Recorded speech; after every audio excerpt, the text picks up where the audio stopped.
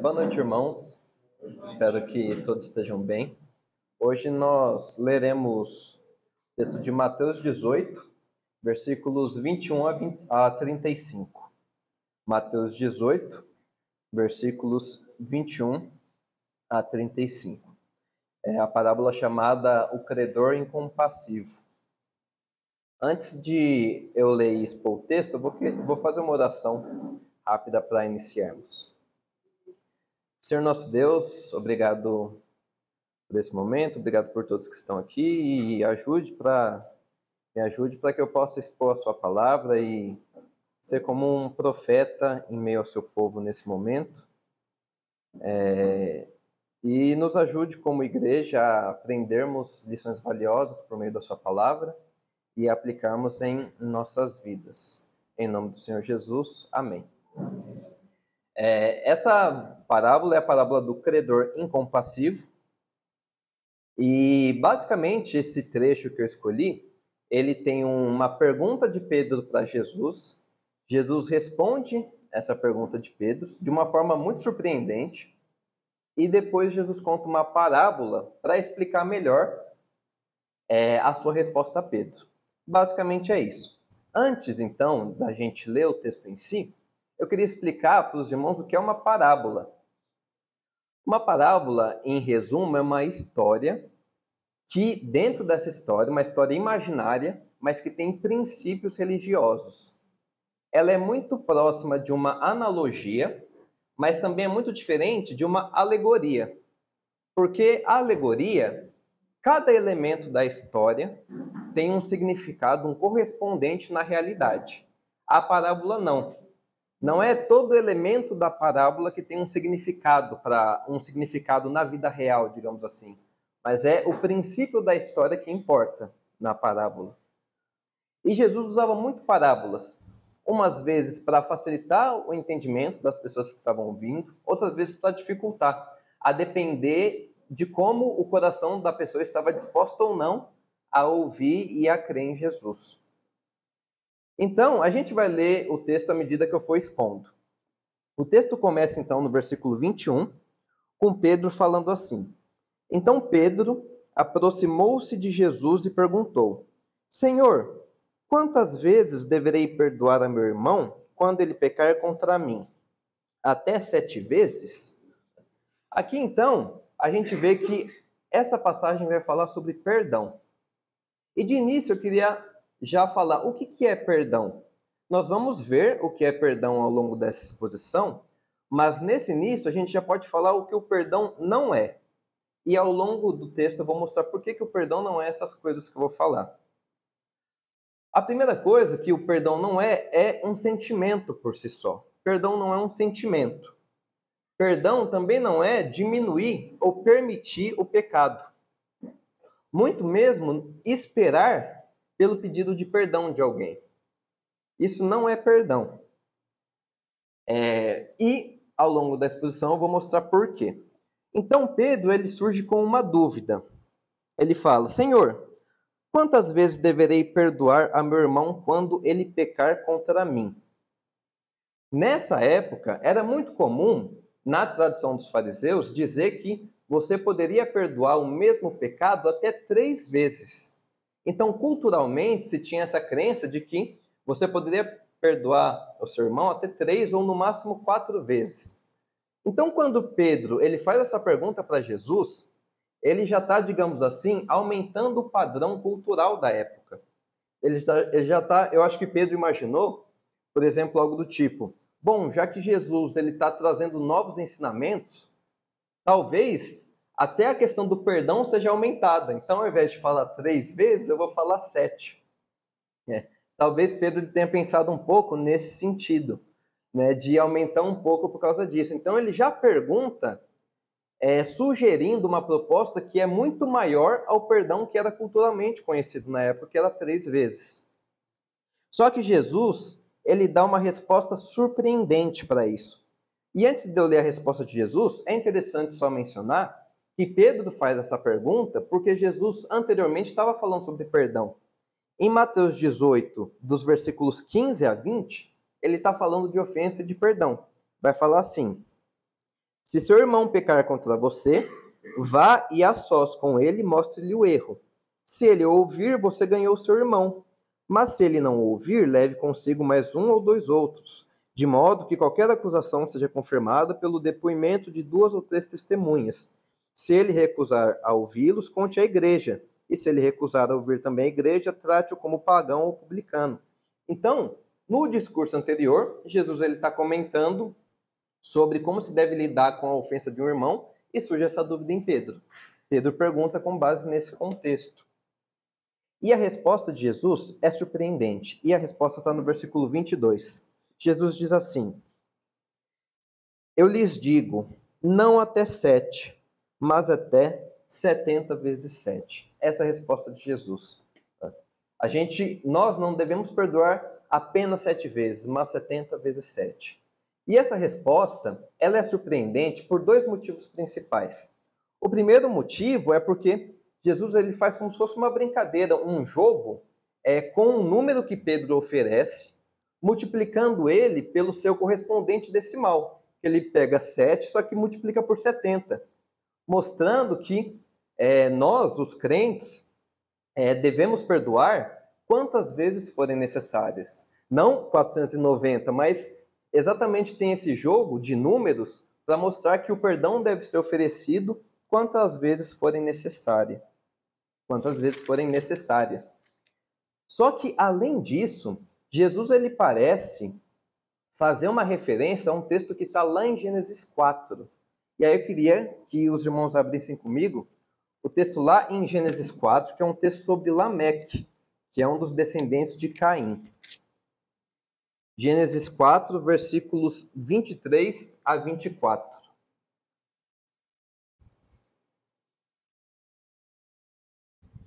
Gênesis que fica depois do sumário. E diz assim, Gênesis 4, versículos 23 a 24. Disse Lameque às suas mulheres: Adá e Zilá, ouçam-me, mulheres de Lameque, escutem minhas palavras. Eu matei um homem porque me feriu, e um menino porque me machucou. Se Caim é vingado 7 vezes, Lameque o será 77. Ou algumas versões trazem 70 vezes 7. Então, parece que Jesus faz uma referência direta a esse texto de Gênesis. Um texto sobre Lameque, onde diz que ele será vingado 70 vezes 7. E nesse sentido, Jesus ele seria o completo oposto de Lameque. Aquele que nunca perdoava, mas apenas vingava. Diferente dele, Jesus ele é bondoso e gracioso em perdoar. Ele, nessa passagem, acaba com o ciclo de vingança que Lameque instituiu e mostra que a ótica do reino dos céus é o ciclo do perdão. Ele apresenta um caminho completamente diferente do caminho de Lameque. Nesse sentido, uma das coisas que o perdão também não é um ato único. Porque nessa passagem, Jesus nos ensina que nós devemos perdoar quantas vezes forem necessárias. Quantas vezes forem necessárias. E para exemplificar melhor esse conceito de perdão, Jesus vai contar uma parábola, que começa no versículo 23. E diz assim: Por isso, o reino dos céus é como um rei, que desejava acertar contas com seus servos. Então Jesus ele começa falando essa parábola, falando sobre o reino dos céus. O que é o reino dos céus? Reino dos céus, uma definição simples, nós podemos falar que é o reinado ativo de Deus na história. É a realidade da redenção que Jesus ele inicia no mundo. Essa realidade espiritual onde Deus já reina completamente e que está cada vez mais no que a gente chama de já e ainda não, está cada vez mais progredindo no mundo. Tanto espiritualmente quanto também fisicamente, né? Então, Jesus vai comparar o reino dos céus a um rei que deseja acertar contas com os seus servos. E aí o que acontece? Nos versículos 24 e 25. Quando começou o acerto, foi trazido à sua presença um que lhe devia uma enorme quantidade de prata. Aqui, a NVI, que é a versão que eu estou lendo, ela simplifica, facilita as coisas para quem está lendo, só que ela esconde o valor. Ela fala só uma enorme quantidade de prata. A versão original, e algumas versões já vão trazer a versão original, digamos assim, vai estar escrito 10.000 talentos. Então, o rei ele deseja acertar contas e um dos seus servos está devendo 10.000 talentos para ele. Para vocês entenderem, um talento ele equivalia a 35 quilos de prata. Um talento equivalia a 35 quilos de prata. E esse homem estava devendo 10.000 talentos. Para vocês terem noção, um trabalhador braçal, ele ganhava 1 denário por dia de trabalho. E um talento custava 6.000 denários. Ou seja, para um trabalhador braçal conseguir comprar um talento, ele teria que trabalhar 16 anos sem parar para comprar um talento. E esse servo, ele devia 10.000 talentos para esse rei. Era uma dívida, Jesus está trazendo essa dívida para mostrar que era uma dívida impagável. 10.000 talentos seria o equivalente, se a gente for comparar com um trabalhador braçal, a 160.000 anos de trabalho para se pagar essa dívida toda. O Flávio Joséfo, que é um historiador judeu da época, ele trazia vários relatórios sobre as cidades que estavam sob o governo do Império Romano. Ele vai falar, por exemplo, que o tributo anual da Galiléia e da Pérea, ou seja, o tributo anual de 2 cidades, era de 200 talentos. O tributo anual de 2 cidades era de 200 talentos, quanto elas pagavam para o Império. Enquanto que, por exemplo, outro exemplo de comparação da época, é o salário de Herodes, que era o governador dessa região, o salário anual dele era de 900 denários. Então, o próprio Herodes, que era a pessoa que melhor recebia nesse período, ele demoraria aí uns 11, 12 anos para pagar essa dívida completa. Essa dívida é tão grande que o rei fala, e o que o rei fala está no versículo 25. Como não tinha condições de pagar, o Senhor ordenou que ele, sua mulher, seus filhos e tudo que ele possuía fossem vendidos para pagar a dívida. A dívida desse servo era tão grande que o rei falou, vai ter que vender tudo, vai ter que vender a mulher dele, os filhos, ele como escravo e todos os seus bens, e mesmo assim não vai pagar. Mesmo assim não vai pagar, porque era uma dívida impagável. E nesse ponto, a gente já consegue entender mais ou menos quem são os personagens dessa parábola. O rei seria Deus, enquanto que os servos somos nós. Nós que temos uma dívida impagável diante de Deus. Todos os nossos pecados, nossas ações quando ninguém está olhando, nossos pensamentos e todo o resto que se caracteriza como uma ofensa diante de Deus. Para a gente entender melhor isso, tem um exemplo que 2 autores usam, o Jay Adams e o Paul Washer, eles dizem assim, vamos supor que você chega num lugar muito grande e ele está muito lotado. Assim, não tem onde sentar mais gente, as cadeiras, o pessoal pôs cadeira para fora assim, do lugar porque está incrivelmente lotado. E você descobre que está lotado assim, que eles vão passar um filme da sua vida. Mas é um filme sem cortes, vai mostrar tudo. Vai mostrar coisas boas que você já fez, mas vai mostrar tudo de ruim também. Vai mostrar todas as coisas que você já fez quando ninguém estava olhando, todos os seus pensamentos, todas as coisas que você esqueceu.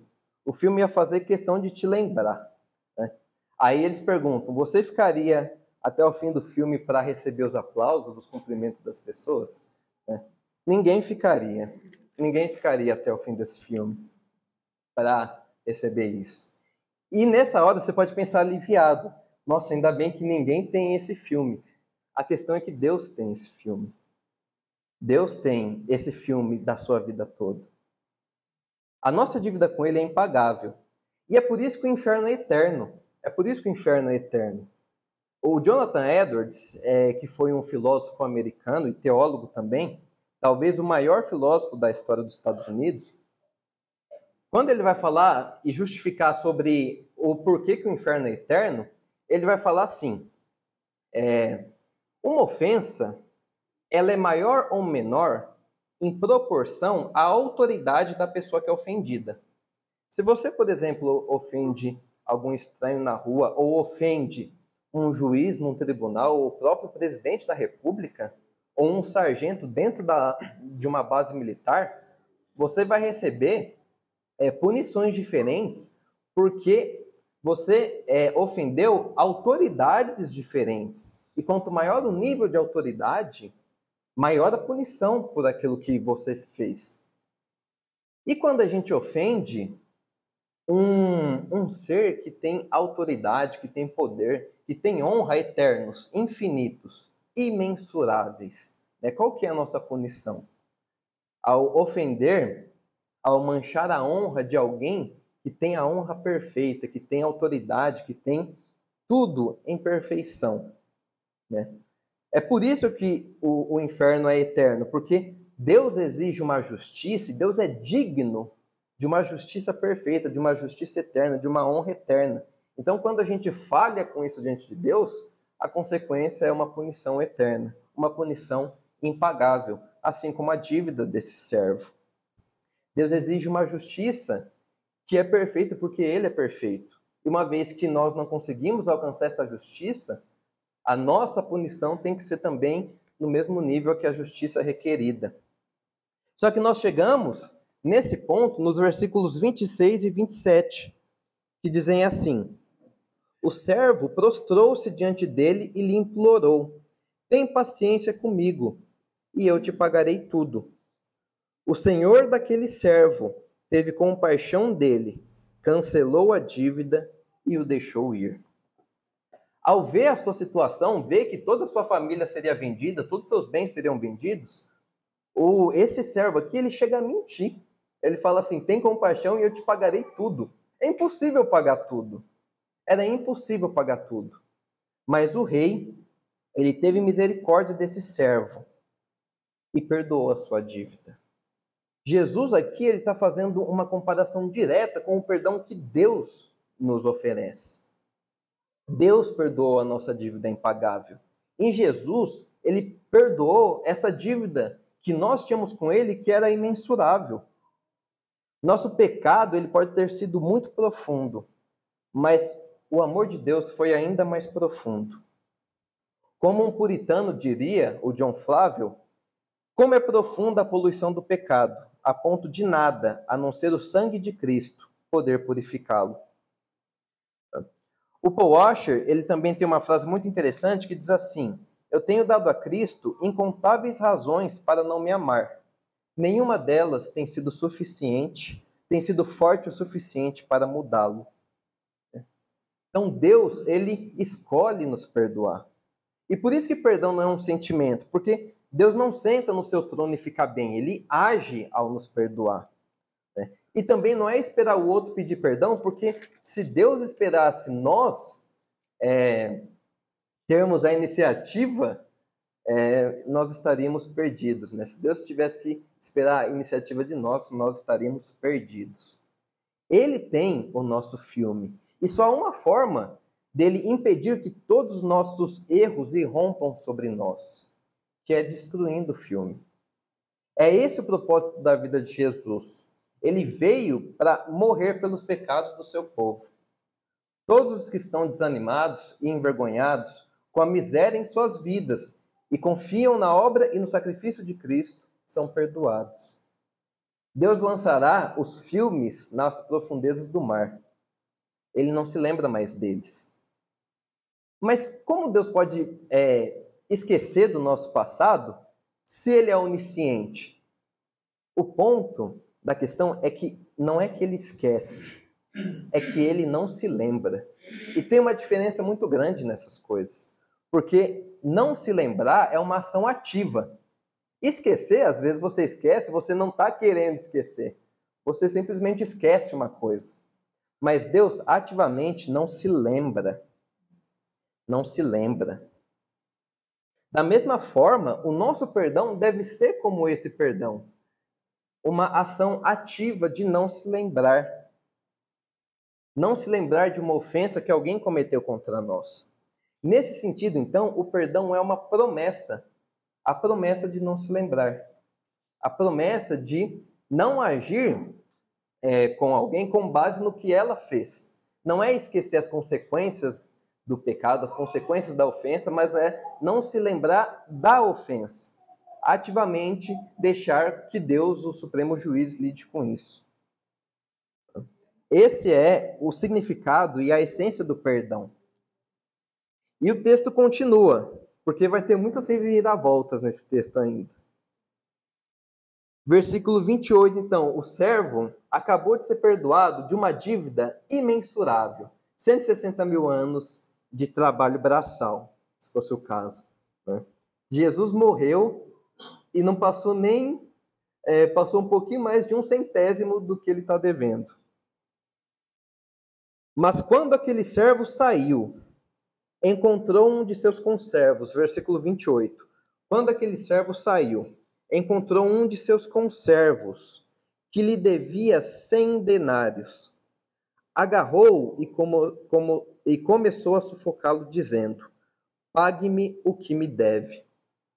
Olha o que acontece. Quando aquele servo saiu, ele encontrou um de seus conservos. O texto, ele dá a entender que esse encontro com o seu conservo foi muito rápido. No original, tem um sentido maior de rapidez, mas até nas versões em português tem esse sentido. De, tipo assim, ele acabou de sair do encontro com o rei e já encontrou esse servo. Né? E uma das teorias que eu acho muito plausíveis é que tanto o servo quanto o conservo, eles eram servos do rei. E por isso, o servo encontrou o seu conservo rápido, porque é como se o conservo ele estivesse na fila para também prestar contas ao rei. Então, o servo ele está falando com o rei, aí ele termina de falar com o rei, e esse conservo ele está na fila dos servos para falar com o rei também. E por isso que ele sai e já encontra o seu conservo. Então, os dois eram servos do rei. Só que o conservo devia 100 denários para o servo. E essa dívida de 100 denários é o quê? São 100 dias de trabalho braçal. Provavelmente, essas pessoas, por serem servos do rei, eles ganhavam mais que um trabalhador braçal. Mas 100 denários eram 100 dias de trabalho braçal. Cada dia de um trabalhador braçal, ele recebia um denário. Portanto, 100 denários eram 100 dias de trabalho braçal.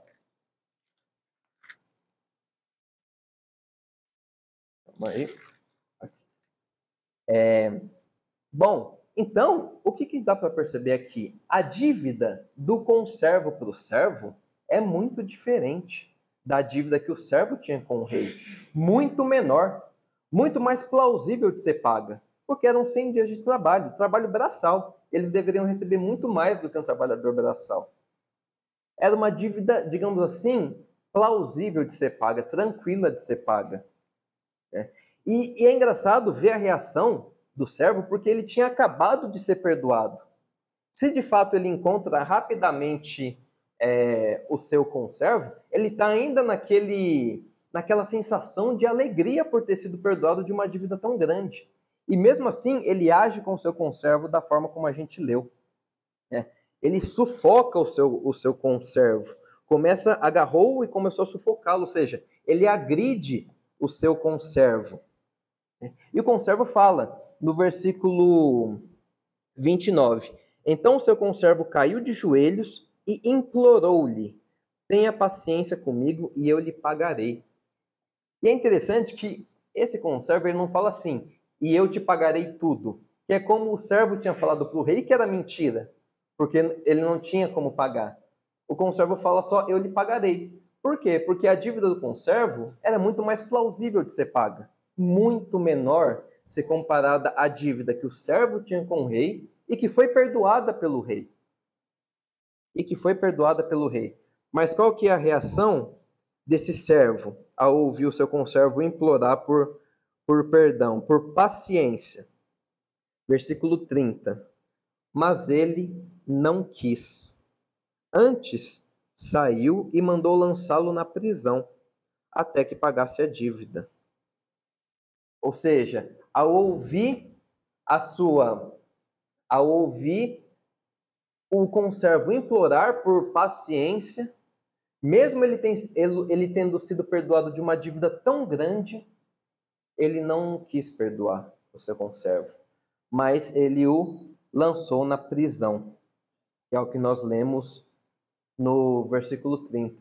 Mesmo tendo recebido tamanha misericórdia, tamanha perdão diante do rei, o servo não foi misericordioso com o seu conservo, que devia muito menos do que ele devia para o rei, e teve sua dívida perdoada. E aí nós vemos as consequências dessa escolha nos versículos 31 até o final da parábola. Quando os outros servos, companheiros dele, viram o que havia acontecido, ficaram muito tristes e foram contar ao seu senhor tudo o que havia acontecido. Então o senhor chamou o servo e disse: servo mau, cancelei toda a sua dívida porque você me implorou. Você não devia ter tido misericórdia do seu conservo, como eu tive de você? Irado, seu senhor entregou-o aos torturadores, até que pagasse tudo o que devia. Ou seja, a dívida que o servo tinha com o rei acabou, digamos assim, retornando para ele, e agora ele vai ter que pagá-la por conta própria. Ou seja, vai morrer trabalhando e não vai pagar. E ainda não vai pagar.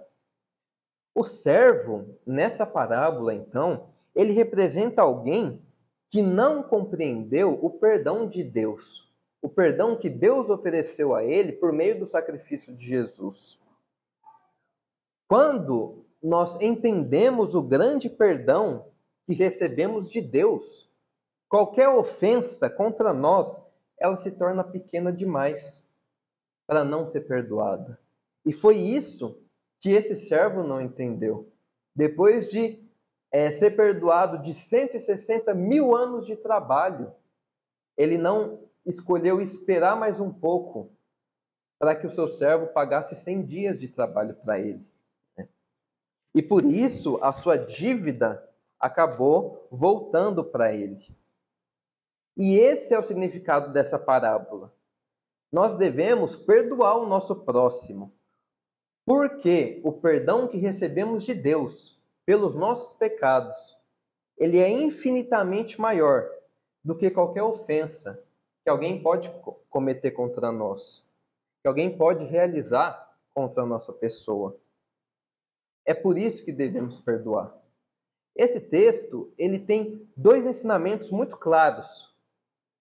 Um que é uma advertência para os cristãos que o leem, e um que é uma palavra de esperança também. A advertência é que o cristão deve perdoar. O cristão, aquele que é perdoado por Deus, também deve ser perdoador. O homem da parábola, ele mostra que ele não teve a mínima noção do que foi oferecido a ele pelo rei. A mínima noção. Ele não tem a mínima noção do perdão que ele recebeu. E por isso ele teve dificuldade em perdoar uma dívida tão pequena, que era a dívida que seu conservo tinha com ele. Se nós, como cristãos, temos dificuldade em perdoar, mesmo coisas pequenas, pode ser que nós não tenhamos refletido com atenção sobre o sacrifício que Jesus realizou por nós, sobre o perdão oferecido ao nossa miríade, ao nosso mar de pecado. Se nós, como cristãos, temos dificuldade em perdoar, pode ser até mesmo que nós ainda não fomos perdoados por Jesus e não conseguimos ainda compreender a grandiosidade do que ele oferece para nós.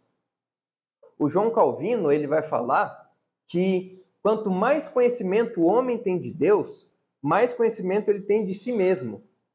E, ao mesmo tempo, quanto mais conhecimento ele tem de si mesmo, mais ele vai querer buscar a Deus e ter conhecimento de Deus. Porque à medida que nós conhecemos a nós mesmos, nós vemos o quanto somos maus. E querendo ou não, nós buscamos conhecer mais a Deus. E à medida em que conhecemos mais a Deus, nós entendemos o quanto Ele é santo e o quanto Ele é diferente de nós.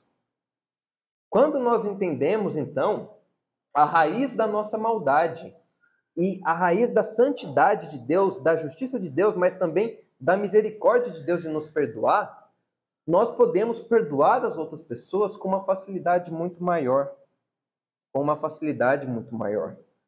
Ou vocês acham, por exemplo, que o ladrão da cruz, que foi perdoado de todos os seus erros por Jesus, teria alguma dificuldade de perdoar? Alguém que de fato entendeu a sua condição de pecador, de perdido, né? Ele fala, Senhor, ele fala para o outro ladrão que está zombando de Jesus, diferente de nós, ele não merece estar aqui, né? Nós fizemos coisas para merecermos estar aqui. E ele faz um pedido a Jesus. Ou seja, é um exemplo de alguém que entendeu a santidade de Deus e o quanto a sua própria natureza era ruim, era má. Deus nos perdoa em Cristo. E é essa gratidão pelo perdão que faz com que o nosso perdão para o próximo seja liberado de uma forma simples. Ao mesmo tempo, essa parábola ela ensina um ensinamento um pouco mais oculto, digamos assim, que ao não perdoar o meu irmão, porque aqui o conservo ele é como se fosse o próximo, o nosso próximo. O conservo ele é como se fosse o nosso próximo, qualquer pessoa. Ao não perdoar o meu irmão, eu posso impedir que ele se relacione com Deus, por ser um mau exemplo e coisas do tipo. Perceba que o conservo ele estava na fila para falar com o rei, mas ele foi impedido por causa que o servo não perdoou a dívida dele e ele foi mandado para a prisão. O conservo ele ia falar com o rei, ele ia prestar contas para o rei, mas ele não pôde fazer isso porque o servo o enviou para a prisão. Então, a nossa conduta diante do nosso próximo pode também fazer com que ele tenha interesse, por exemplo, em conhecer o nosso Deus, ou que ele se afaste cada vez mais por causa das nossas atitudes, do nosso comportamento, como foi o caso desse conservo, que ia prestar contas diante do rei, mas não pôde porque foi preso, porque o seu servo não o perdoou.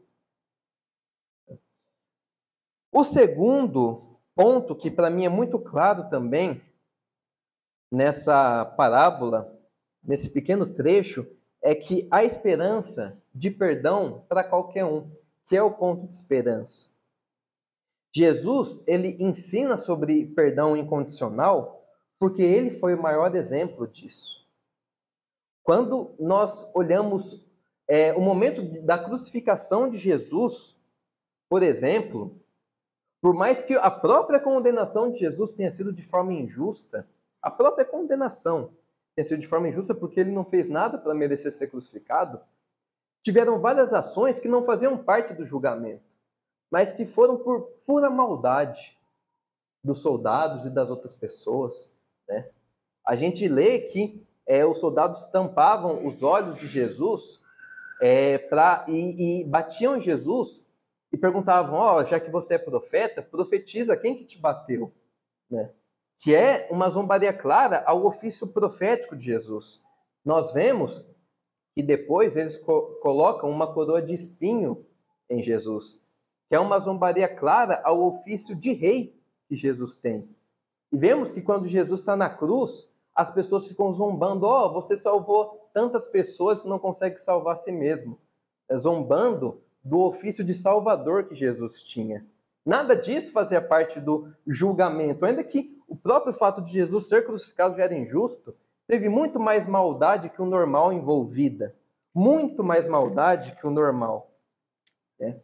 E qual que é a resposta de Jesus diante de tanta maldade imerecida? Diante de tanta injustiça cometida, injustiça no julgamento, injustiça nos atos escondidos antes do julgamento, depois do julgamento, qual que é a resposta de Jesus? A resposta está lá em Lucas, Lucas capítulo 23, versículo 34. Quando Jesus ele está pendurado na cruz já, depois de ter sofrido tudo isso, ter suas vestes divididas, ser esbofeteado, está com a coroa de espinhos. Em Lucas 23, versículo 34, ele diz: Pai, perdoa-lhes, pois não sabem o que estão fazendo. Essa é a resposta de Jesus diante de tamanha maldade cometida contra si mesmo. Esse é o Deus que está disposto a nos perdoar. Jesus, ele nos salvou e decidiu nos perdoar quando tudo que tínhamos para oferecer eram insultos e maldições. Tudo que a gente tinha para oferecer em troca era arrancar a sua barba e enfiar uma lança no seu lado. Dessa forma, Deus, ele pode perdoar por causa do sacrifício de Jesus qualquer um que esteja buscando por perdão. Busque-o, ele não te lançará fora. Será que nós temos a gratidão necessária, a gratidão que esse ato de Deus por nós requer? Que nós possamos ser mais gratos por isso, porque Deus ele é especialista em dívidas imperdoáveis. Vamos orar para terminar.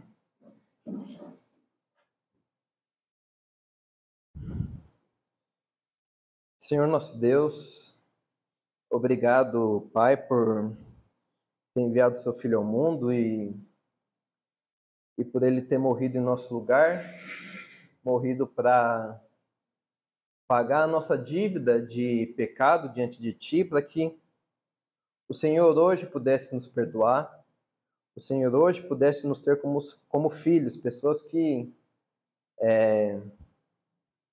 não tinham nada de bom para Te oferecer. Que o Senhor inflame os nossos corações de gratidão pelo grande perdão que foi oferecido por meio do sacrifício de Jesus a nós.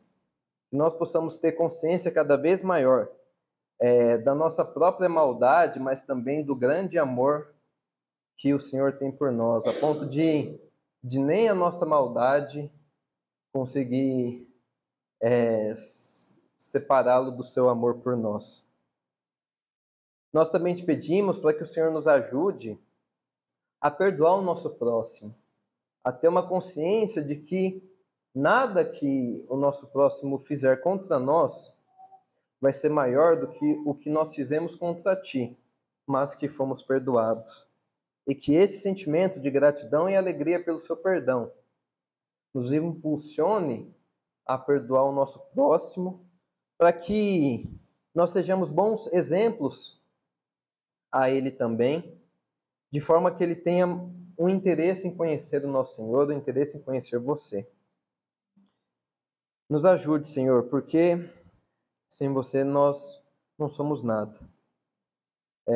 E novamente nos encha os nossos corações com gratidão e alegria pelo seu grande perdão. Em nome do Senhor Jesus, amém.